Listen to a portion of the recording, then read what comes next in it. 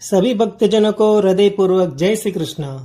चलो सत्संग में भारत चैनल में आज हम ज्येष्ठ मास की शुक्ल पक्ष की निर्जला एकादशी की कथा वार्ता का श्रवण करेंगे। 88,000 ऋषि मुनि बड़ी तन्मयता से एकादशी की पापनाशक व रोचक कथाएं सुनकर आनंद विभोर हो रहे थे।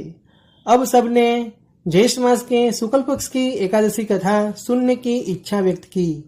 तब सूत जी ने कहा, एक बार भीमसेन व्यास जी से बोले, हे पितामह, भ्राता युधिष्ठिर, माता कुंती, द्रौपदी, अर्जुन, नकुल और सहदेव आदि एकादशी के दिन व्रत करते हैं और मुझे भी एकादशी के दिन अन्न खाने को मना करते हैं। मैं उनसे कहता हूँ कि भाई, मैं भक्तिपूर्वक भगवान की पूजा कर सकता हूँ और दान दे सकता हूँ, परंतु मैं भूखा नहीं रह सकता। इस पर व्यास जी बोले, हे भीमसेन, वे सही कहते हैं। शास्त्रों में वर्णन है कि एकादशी को अन्न नहीं खाना चाहिए। यदि तुम नरक को बुरा और स्वर्ग को अच्छा समझते हो तो प्रत्येक मास की दोनों एकादशी को अन्न न खाया करो। इस पर भीमसेन बोले, हे पितामह, आपसे प्रथम कह चुका हूँ कि मैं एक दिन एक समय भी भोजन किए बिना नहीं रह सकता। फिर मेरे लिए पूरा दिन का उपवास करना तो बहुत कठिन है। मेरे पेट में अग्नि का वास है जो अधिक अन्न खाने पर शांत होती है। यदि मैं प्रयत्न करूं तो वर्ष में एक एकादशी का व्रत अवश्य कर सकता हूँ। अतः आप मुझे कोई ऐसा व्रत बतलाइए जिसके करने से मुझे स्वर्ग की प्राप्ति हो। श्री व्यास जी बोले, हे वायुपुत्र, बड़े बड़े ऋषि मुनि और महर्षियों ने बहुत से शास्त्रों आदि बनाए हैं। यदि कलयुग में मनुष्य उन पर आचरण करे तो अवश्य ही मुक्ति को प्राप्त होता है। उनमें धन बहुत कम खर्च होता है। उनमें से जो पुराणों का सार है वह यह है कि मनुष्य को दोनों पक्षों की एकादशियों का व्रत करना चाहिए। इससे उन्हें स्वर्ग की प्राप्ति होती है। व्यास जी बोले, हे भीमसेन, कृष्ण और मिथुन संक्रांति के मध्य में ज्येष्ठ मास की शुक्ल पक्ष की एकादशी होती है। उसका निर्जला व्रत करना चाहिए। इस एकादशी के व्रत में स्नान और आचमन करते समय यदि मुख में जल चला जाए तो इसका कोई दोष नहीं है, लेकिन आचमन में 6 मासे जल से अधिक जल नहीं लेना चाहिए। इस आचमन से शरीर की शुद्धि हो जाती है।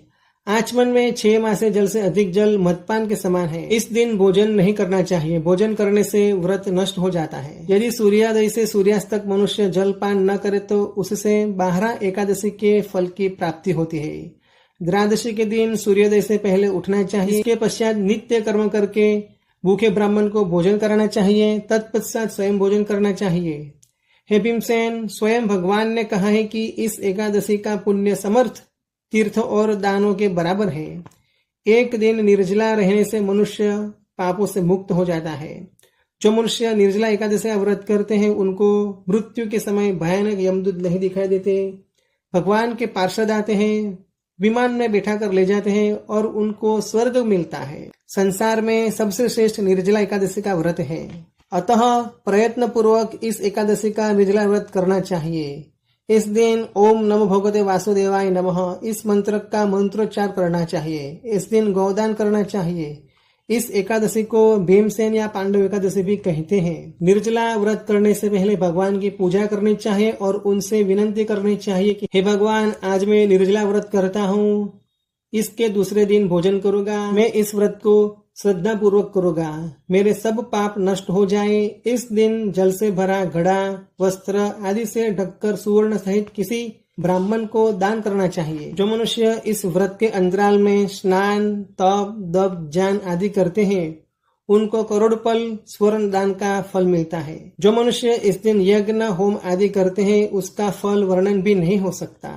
इस निर्जला एकादशी के व्रत से मनुष्य भगवान विष्णु के धाम को जाता है।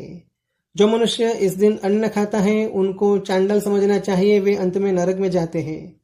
ब्रह्महत्या, मदपान करने वाले, चोरी करने वाले, गुरु से द्वेष करने वाले, असत्य बोलने वाले भी इस एकादशी का व्रत करते हैं तो उनके पाप नष्ट हो जाते हैं और उनको स्वर्ग की प्राप्ति होती है। हे कुंती पुत्र, जो पुरुष या स्त्री इस व्रत को श्रद्धापूर्वक करते हैं उनके निम्नलिखित कर्तव्य है। उनमें सर्वप्रथम भगवान विष्णु की पूजा करनी चाहिए।